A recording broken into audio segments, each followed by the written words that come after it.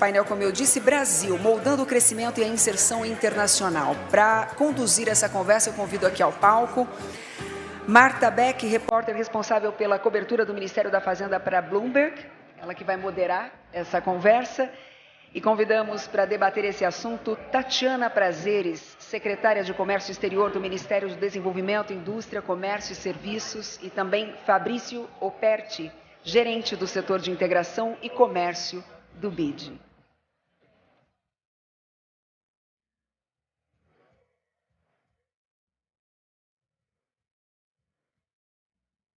Muito bem, todos se posicionando aqui no palco. É chegado então o momento do nosso último painel, então, com a palavra a moderadora. Bom, boa tarde a todos. Esse é o último painel do Brasil Investment Forum, então muito obrigada por vocês que ficaram aqui até o final com a gente. A nossa missão aqui hoje é falar um pouco sobre como o Brasil está trabalhando a sua inserção no mercado internacional e o seu crescimento econômico. A gente sabe que isso não é tarefa fácil. O mundo hoje está ainda lidando com a inflação alta, um crescimento que patina e, para completar, nós temos só 2 guerras acontecendo no mundo, uma na Europa e uma no Oriente Médio. Mas é no meio desse cenário que o Brasil está se preparando para atrair investimentos. O presidente Lula, esse ano, anunciou um programa de aceleração do crescimento que prevê quase 2 trilhões de investimentos até 2026, e também um plano de transformação ecológica ousado, que prevê a criação de um mercado regulado de carbono, emissão de títulos atrelados a ESG, e produção de hidrogênio verde, energia eólica offshore, todas coisas que precisam de investimento, não só de ajuda do governo, mas de investimento privado, né? Então, para falar sobre isso nesse último painel, a gente tem aqui a secretária de Comércio Exterior do Ministério do Desenvolvimento, a Tatiana Prazeres, o Fabrício Operti, que é gerente de Integração e Comércio do BID, e nós tínhamos uma terceira cadeira para uma outra pessoa, que era o secretário especial de Reforma Tributária do Ministério da Fazenda, o Bernard Api, que não está aqui agora, porque está cuidando de uma coisa importante para o nosso tema, que é a votação da reforma tributária. A reforma tributária foi aprovada ontem na CCJ do Senado e ela está sendo votada em plenário nesse momento. Então, é lá que ele talvez realmente tenha que estar, né? Então, assim, aproveitando que esse é o assunto principal do dia, imagino, né? Eu gostaria de começar perguntando para a secretária um pouco qual é o papel que a reforma tributária vai ter para ajudar o Brasil a se inserir no mercado internacional, a ficar mais competitivo. Boa tarde a todos, satisfação participar dessa edição do BIF. Gostaria de cumprimentar a Apex, na pessoa do presidente da agência, Dr. Jorge Viana. É uma satisfação participar deste encontro, cumprimentar o Fabrício, Marta, é um prazer estar com vocês. O tema é de uma importância fundamental, né? Não apenas para o comércio exterior do Brasil, mas para a economia e para a indústria do país. Eu destacaria 2 aspectos, Marta, na sua pergunta sobre a importância da reforma tributária nesse momento. Eu começo por comércio exterior, né? A minha praia. A reforma tributária levará à desoneração efetiva das nossas exportações. Vejam, o Brasil ainda é um país que exporta tributos. E, evidentemente, que isso desfavorece a competitividade do produto brasileiro lá fora. Afinal de contas, os nossos bens carregam, as nossas mercadorias carregam um resíduo tributário em função da cumulatividade do modelo brasileiro, que pode chegar a cerca de 7%. E o que é mais perverso é que quanto mais elos produtivos, quanto mais etapas no processamento de um produto, maior é esse resíduo que o produto brasileiro carrega quando é exportado. Então, a reforma tributária tem essa contribuição muito significativa para desonerar as nossas exportações. E aí a minha segunda referência tem a ver com produção, com indústria, né? A reforma tributária é especialmente relevante nesse contexto de neoindustrialização do Brasil. Há um movimento, há uma visão deste governo a respeito da importância da atividade industrial no conjunto da economia. E, como nós sabemos, a indústria é uma atividade superonerada, desproporcionalmente onerada em relação à sua contribuição para a atividade econômica do Brasil. A reforma tributária endereça essa questão, e, portanto, não apenas contribui para as nossas exportações, mas contribui para que a produção no Brasil seja mais competitiva, para que a produção de bens manufaturados, de produtos de maior valor agregado, seja mais competitiva. Evidentemente, como diz o próprio secretário Api, não é perfeita a reforma tributária, mas é uma reforma tributária que trará ganhos muito significativos para o país, para a competitividade da nossa economia. A senhora consegue estimar para a gente, assim, a estimativa do Ministério do Desenvolvimento para tanto a taxa de exportação quanto o saldo da balança esse ano estão sendo revisadas para cima, né? A gente conseguiria estimar mais ou menos quanto que da reforma tributária, quanto essa desoneração de exportações mais ampla da reforma poderia alavancar ainda mais a exportação e o saldo? A gente precisa ver quanto, enfim, qual é o resultado, o produto final da discussão no Congresso, mas eu, digamos, destaco este aspecto a que eu me referi. O Brasil exporta tributos, quanto mais processado, quanto maior o número de etapas, maior esse resíduo, chega a 7%. Portanto, um número, né, que eu já posso sinalizar é este, ou seja, a reforma tributária, se confirmada o entendimento, né, de que não haveria mais resíduos a serem exportados com os nossos bens, traria já este ganho de terminar com esse resíduo. Claro, a depender do setor, esse resíduo pode ser maior, menor, etc., mas esse percentual de 7% é, enfim, algo que o mercado reconhece como uma referência, né, em termos de carga que ainda onera as nossas vendas. Eu aproveito a sua pergunta para destacar, de fato, a revisão das nossas previsões, né, para o comércio exterior do ano. O Brasil nunca exportou tanto quanto nós exportamos de janeiro a outubro deste ano, né? Então, nós já partimos de um patamar elevado no ano passado, e nós estamos superando este patamar, estes valores do ano passado, estamos no patamar do ano passado, mas superando já em valores, e com saldo comercial muito robusto, né? O Brasil, certamente, em 2023, baterá um recorde de saldo, de superávit na nossa balança comercial. Isso tudo mostra o dinamismo, o vigor do nosso comércio exterior e mostra e aponta para nós o desafio de fazer com que mais empresas, mais regiões do Brasil possam se beneficiar das vantagens associadas ao acesso ao mercado externo. O momento é muito positivo para o nosso comércio exterior e o desafio é fazer com que um número maior de empresas, um maior de setores, um número maior de regiões, estados, municípios do Brasil percebam os benefícios da inserção externa. E além da reforma tributária, que é uma coisa que a gente discute no Brasil há 30 anos, desde que eu comecei a trabalhar no jornalismo, a gente cobre reforma tributária. A gente brinca que tem jornalistas que fizeram carreiras inteiras, criaram os filhos só cobrindo reforma tributária. E na reforma tributária é um desafio. Aí, para o doutor Fabrício, eu gostaria de perguntar o que mais é um desafio para que o Brasil consiga aumentar a sua inserção internacional e captar mais investimentos. Obrigado, Marta. Bom dia a todos. É um prazer estar aqui com vocês. Cumprimento y gosto de saludar primeramente a mi amiga, la secretaria Tatiana, con quien tenemos un diálogo muy próximo, una agenda de trabalho também. Eu quero também reconhecer particularmente a Apex e a sua presidente, Viana, en esta parcería histórica, sexta edición del Brazil Investment Forum, que lo traímos a Brasilia esta vez. Estamos muy contentos con los resultados, con el feedback que estamos teniendo de los participantes.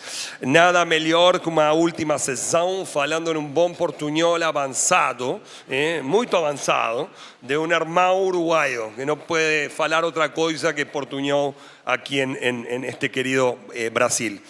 Nossa visão, Brasil tem uma oportunidade histórica, sí. Brasil tiene lo que necesita el mundo, lo que necesita el planeta. Para comenzar, destacar que Brasil ya es uno de los mayores receptores de investimento extranjero directo del mundo. O sea, ya se parte de una base de una magnitud de uma dimensão muito importante. Apenas en el 2022 recibió aproximadamente 86 bilhões de dólares en investimento extranjero directo. Y más allá de los valores, que son muy importantes, son los sectores. O Brasil es dos países con, como se dijo aquí en este foro, mayor biodiversidad del mundo, con oportunidades en esa bioeconomía que está todo para crecer e para fazer. Apenas a região da Amazônia já produz atualmente o equivalente a 3 bilhões de dólares em produtos de diversidade. Depois está a energia limpa, a matriz energética, uma das mais limpas del mundo. Los minerais críticos, no podemos falar de sustentabilidade sin esos minerales críticos que fornecen los carros eléctricos, los dispositivos. Brasil tem também. Entonces, finalmente, el tema, Brasil alimenta el mundo. Hay un tema de seguridad alimentar muy importante. Brasil exporta, es una potencia mundial agroexportadora, pero también cada vez más con valor agregado. Y el tema de el Deforestation Act y las regulaciones cada vez más exigentes del consumidor, finalmente, no son de los países, es de la gente. Eso es una oportunidad para Brasil. Es un desafío, hay que hacer una transformación que el país ya la está haciendo. Instituciones como Embrapa son world class, clase mundial. Brasil tiene también esas instituciones. Desde el punto de vista de los desafíos, son un poco los desafíos que tiene Latinoamérica y el Caribe. El OBIG nació bajo la visión de un brasileiro, Kubitschek, en el año 59. Más o menos de esa época que la inserción internacional de la región es la misma, 5% en la participación del comercio mundial. No ha mudado mucho. Entonces, ahí hay una oportunidad de dar un salto cualitativo y cuantitativo. ¿Qué es lo que está impidiendo? Son los costos logísticos, costos regulatorios, costos de transporte y costos de información también. Entonces, esa es la agenda que nos hallamos importante para Brasil. Ahí está el papel de agencias como Apex, que justamente lo que hacen es superan esas asimetrías de información, sobre todo con las pequeñas y medias empresas. Está toda la labor que estamos haciendo con el MIDIC en materia de facilitación, de simplificación, con el portal único de comercio exterior, de cultura exportadora para la pequeña y mediana empresa que se anime a exportar, pero por eso hay que capacitar, certificar, iluminar el camino de la exportación. El vicepresidente Alckmin hablaba de un libro, Exportar o Morir, un poco una hipérbole, pero una hipérbole muy simbólica de una política, y con eso termino, anticíclica. Comercio significa crecer. Entre el año 90 y el 2010, esos 20 años, América Latina y el Caribe hicieron un proceso de liberalización comercial.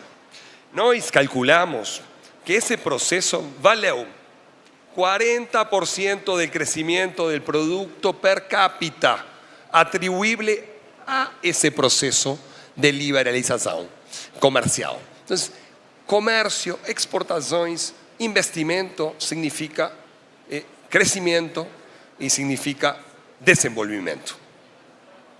Dentro dessa questão do comércio, o Brasil esse ano se abriu muito para o mundo, né? Não só com os projetos de investimento que querem ser feitos aqui, mas com acordos, né? A gente está falando de, finalmente, a gente está na perspectiva de fechar um acordo entre a União Europeia e Mercosul. E você, além de tudo, tem acordos bilaterais, né? Acordos com os Estados Unidos, com o México, com a China.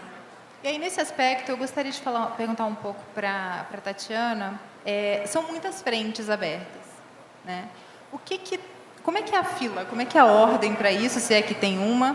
E, assim, é mais interessante para o Brasil fazer acordos em bloco ou acordos bilaterais? Porque, por exemplo, tem países que estão dentro de blocos, como é o caso do Uruguai no Mercosul, que tem um viés de querer fazer acordos bilaterais, porque acha que isso é uma forma mais eficiente, mais rápida de você conseguir fechar um acordo. E aproveitando, pegando carona na minha própria pergunta, o que falta para a gente finalmente fechar um acordo União Europeia-Mercosul? Quando é que isso vai acontecer? Bom, obrigada, Marta. Eu cumprimentei a Apex pela realização do evento. Aproveito e cumprimento o BID também, essa parceria tão bem sucedida para a realização do BIF, né? Carinhosamente chamado de BIF. Marta, nós de fato entendemos que é necessário ampliar a rede de acordos internacionais, comerciais, que vinculam o Brasil. O Brasil hoje tem uma rede limitada e é necessário, enfim, expandir esse universo de países com os quais nós temos preferências comerciais, temos acesso mais facilitado, favorecido, etc. Você fez uma pergunta muito boa, né? Ou seja, qual é a prioridade, como a gente lida com isso? E nós temos clareza, no âmbito do Mercosul, de quais as prioridades negociadoras para este semestre, né? O Brasil preside, né, o Mercosul, vocês sabem, a presidência pro tempore. Então, no âmbito do Mercosul, os 4 países do bloco definiram suas prioridades para este semestre, e as prioridades são concluir Mercosul-União Europeia, concluir Mercosul-Singapura e concluir Mercosul-EFTA. Evidentemente que, enfim, é algo muito ambicioso, né? Eu diria que Mercosul-União Europeia e Mercosul-Singapura estão avançando muito bem. Enfim, faltam braços, né, para você realmente avançar nas 3 prioridades, mas é natural que o bloco tenha definido as 3, porque, afinal de contas, ao longo do semestre não se tinha clareza, né, no momento em que se definiram as prioridades, como elas avançariam. Mas nós estamos muito satisfeitos com os avanços nessas 2 frentes negociadoras, 2 das 3 prioridades. A terceira simplesmente não avançou no ritmo desejado, porque alocamos os recursos para essas 2 negociações em que nós entendemos que é possível, sim, um desfecho positivo no curto prazo. O presidente Lula, o vice-presidente ministro Geraldo Alckmin, tem reiterado a importância de concluirmos um acordo equilibrado com a União Europeia ainda neste ano, né? E é para isso que nós estamos trabalhando. Na semana retrasada, nós tivemos em Bruxelas para uma reunião com, enfim, a equipe negociadora europeia. Na semana passada, eles estiveram aqui, neste prédio, com o governo dos países do Mercosul. Não é uma negociação Brasil-União Europeia, é uma negociação Mercosul-União Europeia. Então, os sócios estavam aqui, claro, aqui porque o Brasil está na presidência pro tempore do Mercosul. Então, enfim, nós estamos trabalhando de maneira muito intensa, um nível de engajamento muito elevado, com essas reuniões presenciais e uma série de reuniões por videoconferência que tem acontecido ao longo desses últimos meses. Enfim, é difícil dizer se chegaremos a bom termo ou não, mas nós estamos confiantes de que é possível concluir um acordo equilibrado com a União Europeia até o final do ano. A senhora pode falar um pouco para a gente, uma das últimas dificuldades estava na lei antidesmatamento europeia, que foi o que vocês foram discutir em Bruxelas, imagino, assim, um dos principais temas de Bruxelas.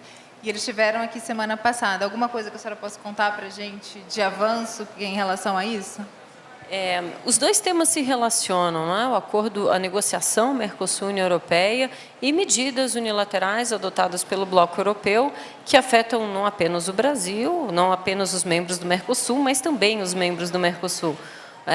Ou seja, como lidar com essas 2 frentes negociadoras ao mesmo tempo.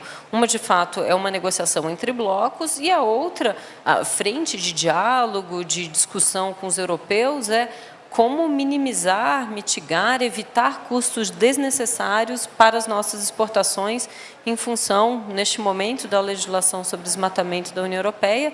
Mas nós sabemos, né, que isso não ficará aí. A legislação sobre desmatamento, o mecanismo de carbono na fronteira, o CBAM, haverá outras medidas que terão impacto sobre o comércio. Esse é o momento do comércio internacional. Cada vez mais medidas adotadas com objetivos de políticas públicas em outras áreas acabam afetando o comércio. Ou seja, como negociar acordos comerciais sabendo que os países individualmente adotarão medidas que terão repercussão sobre o que está sendo negociado. Vejam, é um desafio, mas ao mesmo tempo é uma oportunidade. É uma oportunidade porque nós buscamos influenciar a maneira como os europeus vão regulamentar a legislação anti-desmatamento, sobretudo com vistas a reduzir custo, reduzir impacto, diminuir, enfim, as dificuldades associadas à compliance por parte do nosso produtor exportador. O Brasil tem um compromisso muito firme com o combate ao desmatamento, não há nenhuma dúvida disso, mas nós estamos muito preocupados com medidas que afetam o comércio de maneira desnecessária, medidas que impõem custos altos para os nossos exportadores.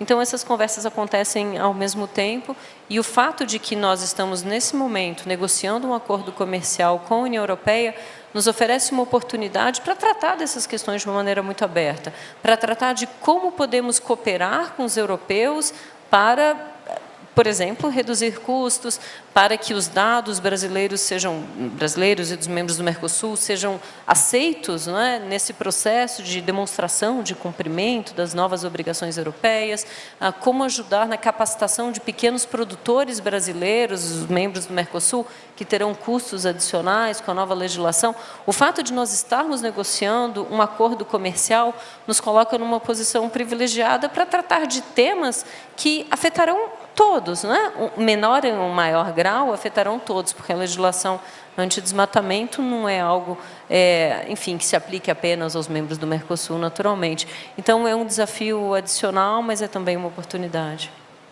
Só aproveitando que a gente já está no tema e aproveitando o gancho, o Mercosul ele está quão unido nessa tarefa, considerando, por exemplo, que o Uruguai fez um gesto ali no início do ano, defendendo, enfim, acordo bilateral. A Argentina está passando por uma eleição que a gente não sabe o desfecho, daqui a 2 semanas saberemos, mas sabemos que, dependendo de quem vencer na Argentina, pode ser que tenha um efeito sobre o Mercosul. Quão unida a senhora percebeu o Mercosul dentro dessas últimas semanas de negociação com a União Europeia? Marta, é uma pergunta absolutamente legítima, e eu digo com muita tranquilidade que o nível de engajamento dos membros do Mercosul nesta negociação é altíssimo. Eu estou nesse circuito há algum tempo e eu mesma me perguntei se seria possível manter esse ritmo, capacidade de tomar decisões difíceis, porque é assim que funciona. Na medida em que a negociação avança, que você se aproxima dos temas mais difíceis, enfim, eu não tenho dúvida de que estão todos comprometidos com o resultado positivo nesta negociação com a União Europeia e também na negociação com Singapura. Foram 2 negociações que chegaram muito próximo de um desfecho no passado, mas que não foram efetivamente concluídas. Então, nós, enfim, recobramos os esforços à luz das novas circunstâncias, de demandas novas de um lado e de outro, para concluir essas negociações, são todos comprometidos. Em relação a negociar em bloco, eu diria que a conclusão destas 2 negociações seria um sinal muito concreto da nossa capacidade de concluir acordos comerciais relevantes, né? Enfim, é natural que depois de, no caso de Mercosul e União Europeia, mais de 20 anos de negociação, haja uma frustração, haja fatiga, etc. A melhor resposta para isso é a conclusão dessa negociação.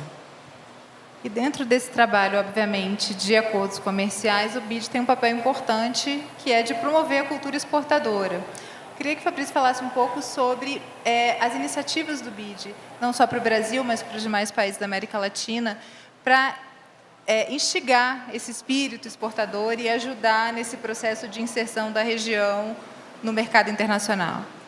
Obrigado por la pregunta. Eu quero destacar a importância central de trabalhar com o sector privado. Quem me exporta, quem me importa, quem é o protagonista do comércio internacional são as empresas, o sector privado. E é necessário 2 para bailar tango, para bailar forró também, acá em Brasil, e também para crescer e para desenvolver-se. O sector público facilita, pone las reglas de juego, pero el sector privado y las empresas son las que son los protagonistas de esa película. Entonces, lo que creemos desde o BID, y más que creemos, lo que hacemos es facilitar esa cooperación, ese diálogo y esa acción público-privada para el comercio internacional, de diferentes formas. Una de ellas, este tipo de encuentro. Ayer habían casi 1000 personas acá, muchos empresarios, empresarias. Esos encuentros son muy importantes para facilitar el networking, para conocer oportunidades, gente de diferentes países del continente, de fuera. Gerar esos espacios técnicos de networking es muy importante. No son solamente estas reuniones, reunionitis, que venimos a falar, no, venimos a hacer también.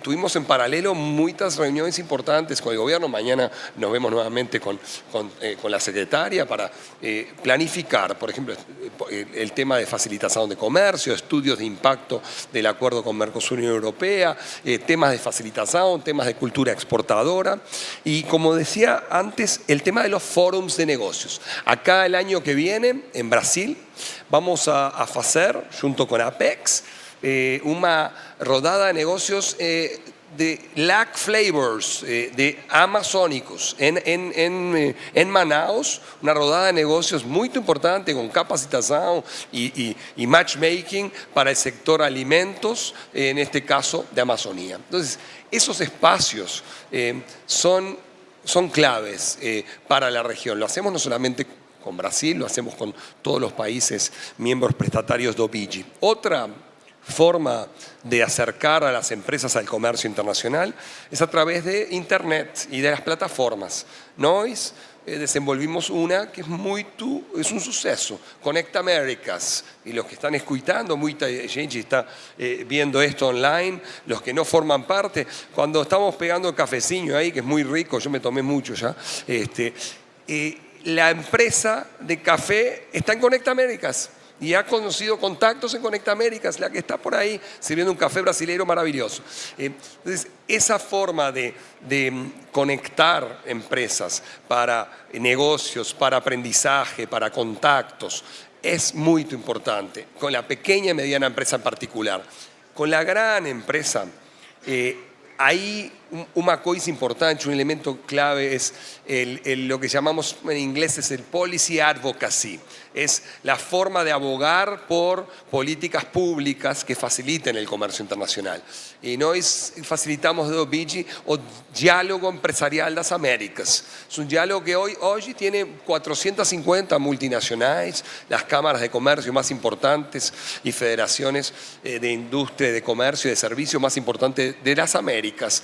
Y cada 3 años en las cumbres de presidentes, la próxima será el 2025 en la República Dominicana, el sector privado presenta a los jefes de Estado esas recomendaciones de política pública para mejorar dinámicamente el ambiente de negocios. Ahora surgió el tema de la inteligencia artificial y cómo regular la inteligencia artificial.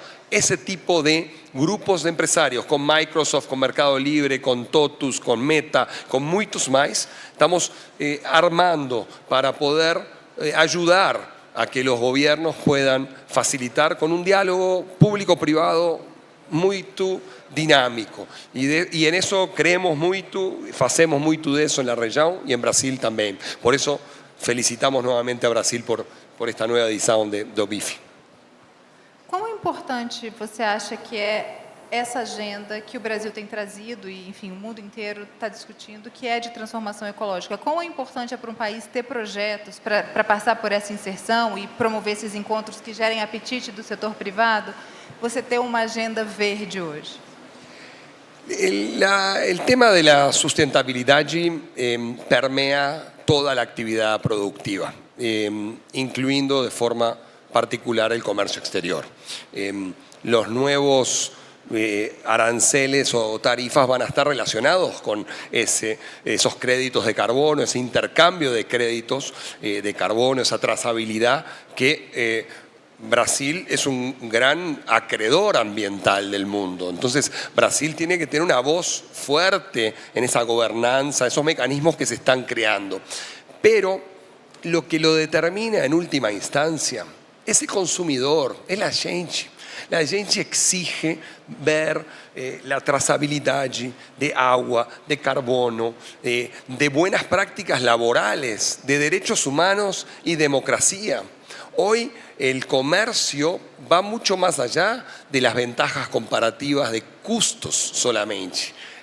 Intervienen otras variables, ni que hablar del tema de la resiliencia, de la diversificación, cómo la pandemia nos concientizó de que ciertas cadenas es importante diversificarlas y protegerlas. Entonces, es un mundo en el cual cada vez intervienen más variables en el comercio internacional y es fascinante y es una oportunidad para América Latina. Maravilha. Bom, estamos chegando aqui ao final.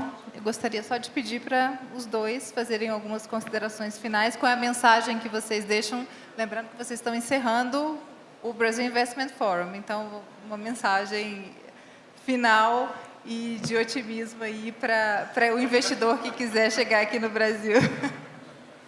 Vamos lá. Este é um novo momento para o Brasil, né? É um momento de reinserção do país na economia internacional, a partir das suas credenciais de sustentabilidade. Há uma disposição do Brasil em se engajar na agenda multilateral com muito vigor.